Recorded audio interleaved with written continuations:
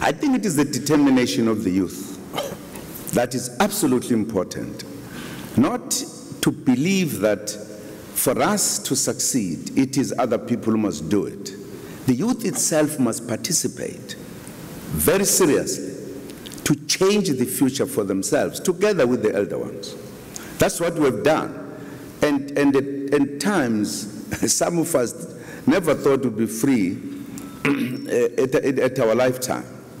The critical point is that you are able to identify your destination and commitment, and you then work on what is it that, or kind of vehicles and methods and whatever. How then do you shape the future? How do you participate in it? Because you can't say 2063 will be there and you sleep and the following day we are there. It needs us to work harder. I think the relevant part of your question is, what do we do? What is the role that the youth itself should play? We are talking about skilling, for an example. In other words, the youth must participate in preparing itself to participate in the process. But I must say, if you say that you are afraid of the tanks and what you call, that is an unfortunate one. That's an unfortunate one. I think there is a process of involving the young people in the participation. In governments, for an example, in organizations, they are participating. Not a long time ago, I had a reshuffle of government. I put a lot of young people, particularly implementing that idea. And of course, some people will have different views. That's democracy.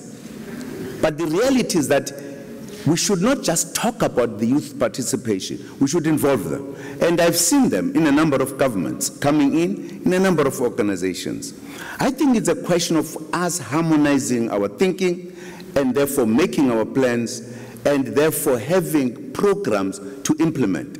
Partly is to involve. So once the youth, one or two or more, are put in very serious, responsible positions, they must demonstrate, use their energy, their imagination, and their innovation. They will reach the point. I'm convinced. And if at all there is a problem of governments that are frustrating and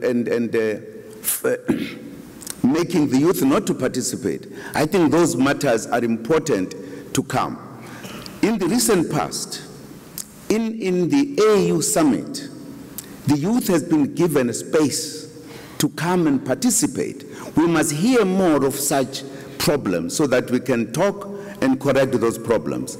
Because for us to move forward, we need that energy, we need that imagination, and that's why some of us act the way we do, because we are looking forward. We are not looking backwards.